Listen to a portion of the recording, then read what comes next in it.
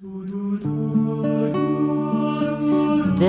is the life story of Mother Ignacia, the Filipino religious sister of the Catholic Church. Ignacia del Espiritu Santo was born of a Chinese father, Josepe Luco, who was from Amoy, China, and a Filipino mother, Maria Hieronima of Binondo, Manila. She was born when the Philippines was almost a century old as Spanish colony. Ignacia was baptized on March 4, 1663 at the Church of the Holy Kings of Parian by the Dominican missionary of Father Alberto Collares. She was reared by loving and affluent parents. As a child, she could have everything she had wanted, especially education. But women during her time were not given equal opportunity as persons to improve their social standing. But this did not hinder her from obtaining an education which gave her lifetime learning. Her home became her school and her parents were her teachers. She was taught by them through examples. She had her share of work both in their house and in their business. She imbibed her father's hard work, humility, patience, and endurance along with her mother's strong faith in God, courage, and simplicity. Ignacia grew up as a young lady, imbued by the values of her parents. Her love of God was nurtured through prayers, receiving the sacraments and devotion to the Blessed Mother and the saints. Ignacia del Espiritu Santo possessed a keen sensitivity to the subtle workings of God in her life.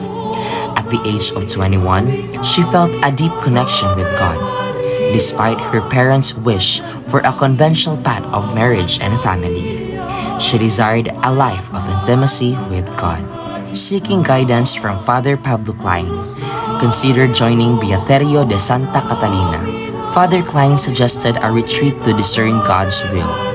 Inspired by the retreat, she chose a life of service and simplicity, leaving home with only a pair of scissors and needle. Mother Ignacia embraced a humble life for the love of God, trusting in His providence. At Beaterio de Santa Catalina, she embraced a life of prayer, service, and simplicity, finding solace in the fulfillment of God's purpose. Mother Ignacia's unwavering faith and compassionate leadership not only transformed her life but also left an indelible mark on those around her. In the bustling streets of 17th century Manila, amidst the colonial challenges and societal norms, she envisions a haven of women devoted to the Virgin Mary, a place of prayer and education. In time, the Religious of the Virgin Mary emerged not just as a congregation but as a living testament to Mother Ignacia's vision. The seed of devotion planted in adversity had blossomed into a legacy of faith, education, and unwavering resilience. Finally, their search brought them to a humble dwelling near the convent of Jesuit priests. They are recognized by the priests for their good doings in the community. Even in hardship, Mother Ignacia has stayed positive and showed the virtue of resilience. They continued their work. They helped people and did the act of penance. And like everyone else, everything must come to an end.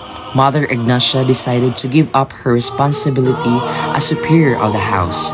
She lived as an ordinary member until her death on September 10, 1748. Today, the Religious of the Virgin Mary, RVM, is a religious congregation of women, actively participating in God's mission of proclaiming the good news through various apostolates, including education, retreat movements, seminaries, dormitories, and social ministries in the Philippines and overseas.